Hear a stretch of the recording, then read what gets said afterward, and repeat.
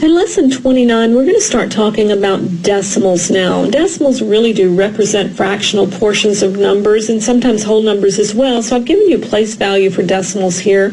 I've just given you the hundreds, tens, and one places. Those are whole numbers. This part is really the whole numbers.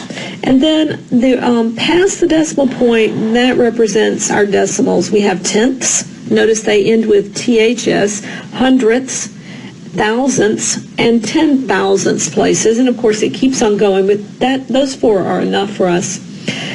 You'll notice that the decimal places correspond to the places we have in the whole numbers, except for the ones place. We don't have a once place as a decimal. We begin with tenths place. So we want to write these decimals as fractions, and what we have to recognize is that every decimal point represents a 1 with that many zeros.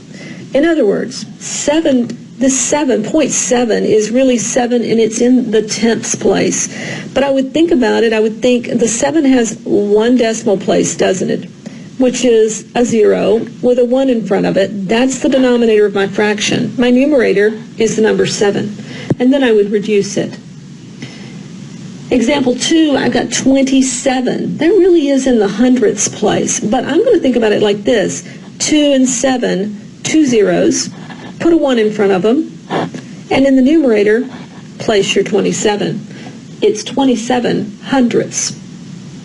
Let's look at a mixed number now. I've got 6, which is a whole number. Let's write it as a whole number. And my decimal part is 8. And it only has one decimal place, so I'm going to put 1 0 with a 1 in front of it. And in the numerator, I'm going to put the 8. So it's 6 and 8 tenths.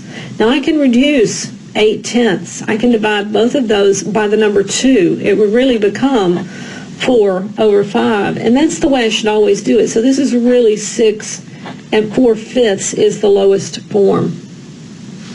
Let's take a look now at number 4. It's a negative. It's really the same thing, though.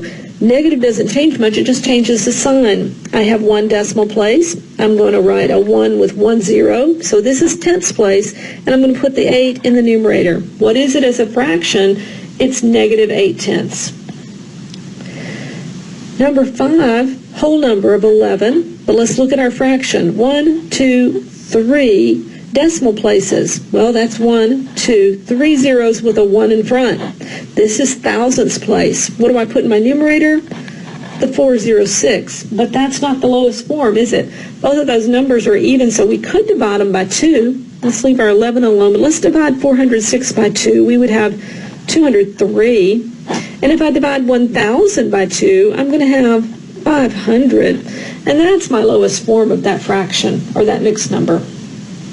All right, number six, or example 6, 69 is my whole number, and I need my fraction part. How many zeros do I need in that denominator? Well, 3. I have 3 decimal places, so I'm going to have 3 zeros and a 1 in front, so it's a thousandths place. What number do I put up there? Well, just the 5. I don't need those leading zeros. You don't ever write 005. You just write 5, unless there's a decimal place before it. And when we've changed it to a fraction, of course, there isn't one. Now, can I make this a smaller form? Can I divide both of those fractions by 5? This would actually be 69 and 1. And if you get confused, take 1,000 and divide it by 5 and find out where it goes. I have 2 zeros. 5 into 1,000 is 200. So this is really 1 over 200 is my smallest form for 5 1,000ths. Let's take a look now at some decimals and see if we can put the less than or greater than signs incorrectly. What we have to do with decimal places is we start comparing, if the whole number portion is the same, we start comparing each place value. In other words, with this first one, I have a 0.5 and the second number I have a 0.5. At that point, they're still equal. The second number in the hundredths place, they're both 4s, so they're still equal. But when we get to the third number, we see we have a 9, and in the second number, we have an 8. That's the number that's going to decide which one's bigger or smaller. This 3 and 2 don't matter at all. It's the first digit that we hit that's different that tells us. And of course, 9 is bigger than 8, so we'll put in a greater than sign. For example, 8, we've sort of got to think backwards because both of these numbers are negative. And when both numbers are negative, the first digit that's significant is in the tens place. We would normally say the 6 is bigger, but since it's both negative, the 6 is actually smaller than the 5. Think what happens. Negative 5 is really bigger than negative 6 because it's closer to 0. Same thing with negative 0.66 and negative 0.55.